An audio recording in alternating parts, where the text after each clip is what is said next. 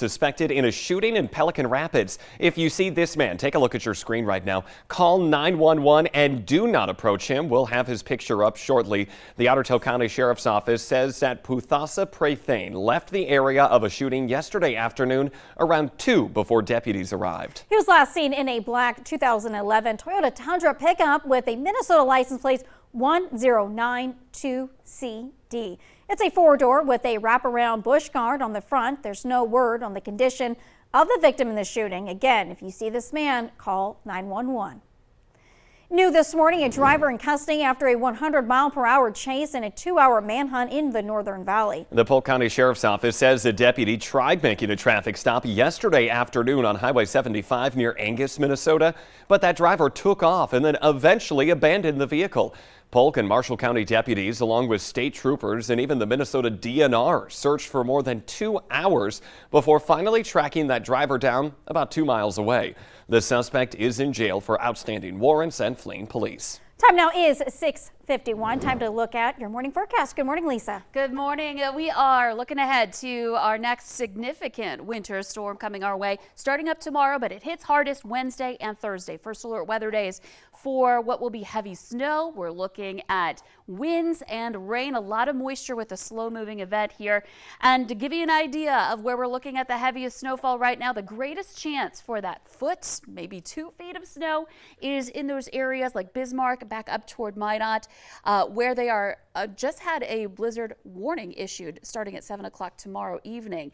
The rest of us are still expecting some snow, and our heaviest snow in the valley will likely be up in northeastern North Dakota right now. Now, this system's just getting started, so not able to nail down exactly amounts right now, but keep in mind there's going to be a rain-snow line, and that cutoff is going to be a big difference between who gets the heaviest snowfall and who sees rain and then eventually a snow mix. But we want you to be prepared anywhere you are in the valley and beyond, so make sure you're rethinking your winter travel, your winter driving safety guidelines here. I know a lot of us want to put it behind us, but if you must travel, which I don't think is a good idea here heading into midweek, make sure that you're sharing your travel plans, where you plan to be and when, and to fill that gas tank full, and make sure you've got a charged cell phone with you. Survival kit, hopefully you haven't taken that out of your car, and you want to stay with your car if you become stranded, and we'll be right here with you to keep you updated, and you can have that Valley News Live weather app downloaded so you can check it wherever you happen to be. Beautiful start to the day today. It's a really big difference between what we're going to be seeing later this week. Just a gorgeous sunrise happening right now in Fargo. We're looking at 32 degrees, your current temperature. There are places below freezing. We've had some recent moisture. There is some out there right now. So be careful. There might be some slick spots. It's 32 again in Fargo. Grand Forks is at 28, it's 31 in Thief River Falls. Bemidji's at 33, Devil's Lake at 30. We've got light wind. That's a nice thing for today too. So mild, light wind, just a couple of these showers that you can see making their way through the valley. And so out at the bus stop, not too bad. The kids will want to wear that jacket this morning, but this afternoon it might not feel too cool. We're looking at some upper 40s to some low 50s, some partly to mostly cloudy skies, not bad at all, especially compared to how the rest of the week is going to go. Again, first alert weather days, Wednesday, Thursday. It starts on Tuesday, so you want to be ready for it by tomorrow morning. And then we start to see it depart Friday, heading into Easter weekend. Still some chances for some passing snow showers. So winter time here in April. Returning again. All right, Lisa, thank you. Time now is 6:54. A Becker County man has been identified as a victim of a murder in Minneapolis last week. The Hennepin County Medical Examiner has identified him as 34-year-old Nate Banks of Detroit Lakes. The shooting happened Wednesday night at an apartment on the south side of Minneapolis. Banks died from gunshot wounds and a woman was critically injured. So far, no arrests have been made. 3 men are expected in court this week for allegedly assaulting a 20-year-old man outside of a Grafton bar. Jason Garza, Jacob Garza, and Cristobal Garza Jr. are all in jail for aggravated assault. Police say they were arrested at a basketball tournament in Devil's Lake. 20-year-old Curtis Graver says he was in the parking lot of the Last Chance Bar in Grafton when 3 men pulled him out of the car and beat him up. Curtis says he'll be out of work indefinitely.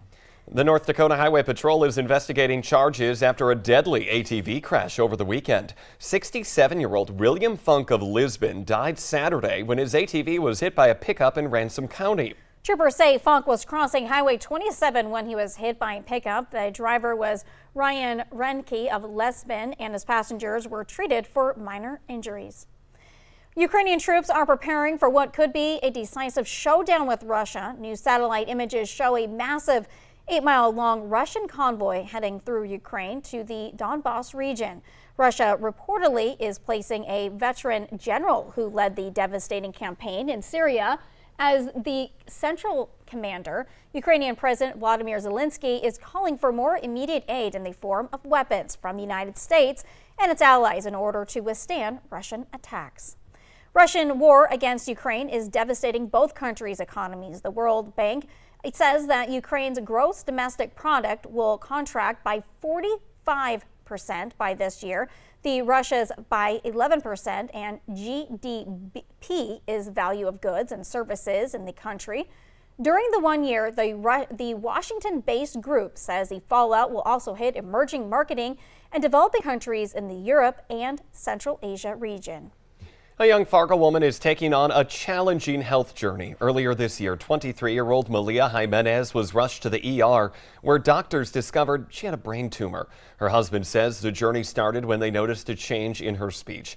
Jimenez says it was a bit of a relief finally knowing what was wrong for the past 23 years. But she's also grateful to have her husband, Xavier, supporting her along the way and for the support from the community. Well, it started out like super lonely for us, it was kind of crazy. It was a night in January we went into the ER and we just felt so alone, had no clue what to do. And within like the next week, we had so many people reaching out to us, outpouring love already. A Lend a Hand Up account has been set for Jimenez. For more information, head to valleynewslive.com and click on this story.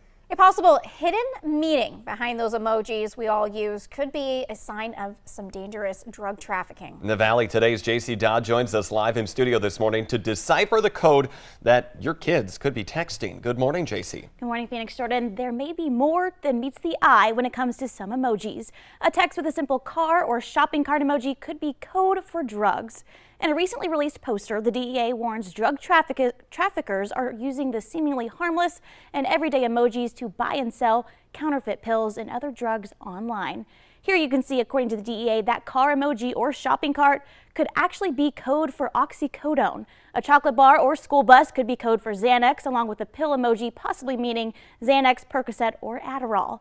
Another one of the DEA warns parents about is the snowflake or snowman symbol, possibly meaning cocaine, a diamond for meth, and according to the DEA, right there, a maple leaf emoji is the universal emoji symbol for drugs. Now, the DEA says on their own, a car and shopping cart emoji don't indicate drug use, but Jordan, Phoenix, coupled with a change in behavior, a change in appearance, it's time to have a serious and important conversation with your teen. And just know, even that maple leaf one, I had no clue that meant drugs in general, so good information to know. JC, thank you.